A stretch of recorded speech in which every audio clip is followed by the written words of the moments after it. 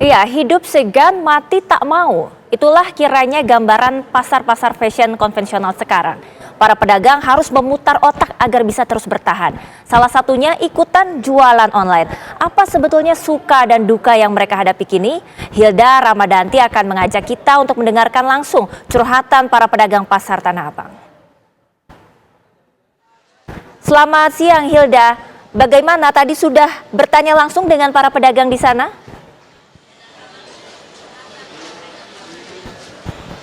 Ya, selamat siang Prima. Saat ini saya sedang berada di Pasar Tanah Abang. Nah, Pasar Tanah Abang biasanya dikenal sebagai pusat grosir terbesar se-Asia Tenggara, namun kini kian sepi pengunjung. Mengapa demikian? Karena memang Pasar Tanah Abang ini mengalami penurunan semenjak adanya pandemi COVID-19 dan juga perdagangan di media sosial.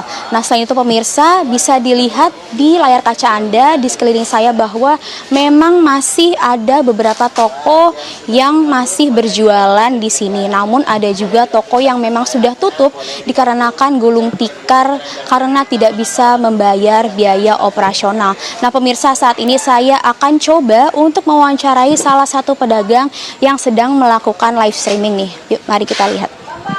Boleh buat yang sudah bergabung. Oke. Selamat siang Mas. Siang, dengan Mas siapa? Saya dengan Edri. Mas Edri, saya izin wawancara sebentar ya Mas. Oke, sip. Oke, Mas Edri, kenapa sih Mas Edri kok masih mau berjualan di sini? Padahal kan ini sepi pengunjung, udah gitu Mas Edri juga melakukan live streaming di sini. Kenapa sih Mas Edri masih mau bertahan untuk berjualan di sini? Karena kemampuan kita mungkin di berdagang ya, udah basic dari kecil mungkin di dagang, kita alihin ke yang lain pun kita juga butuh modal ya kan. Jadi kita bertahan di sini dulu Kak buat sementara ya. Oke baik, nah terus kira-kira kenapa sih Mas Edri kok masih mau bertahan untuk berjualan di sini? Padahal kan bisa dilihat beberapa toko ada yang sudah gulung tikar karena memang mengalami kerugian karena sepi pengunjung. Kira-kira gimana nih Mas? Kalau kita di sini langganan masih ada 1-2 ya kan. Seandainya kita pindah pun ke tempat lain, pengunjungnya juga tetap tidak ada. Mbak bisa lihat di sebelahnya rame kan, tapi pengunjung juga tetap tidak ada. Oke baik Mas. Jadi bukannya kita bertahan di sini itu bukan karena sepi atau apa. Jadi biarpun kita pindah ke tempat lain, mungkin pengunjungnya memang juga nggak ada.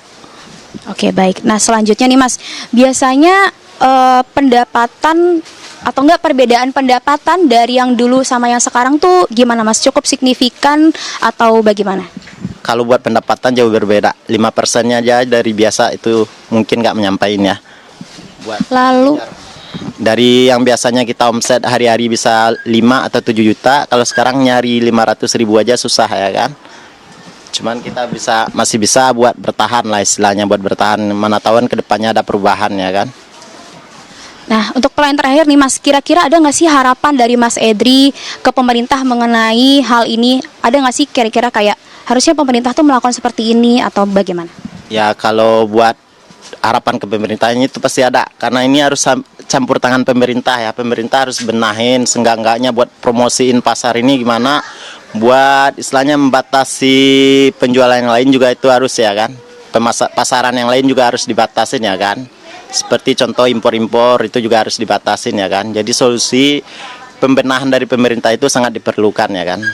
Ya. Baik Mas Edri, terima kasih banyak atas waktunya. Selamat melanjutkan aktivitasnya. Semoga tokonya laku ya Mas. Ya, oke, Mbak, Oke. terima kasih. Itu adalah hasil perbincangan saya dengan Mas Edri selaku pedagang yang melakukan live streaming di Pasar Tanah Abang, Jakarta Pusat. Kembali ke studio.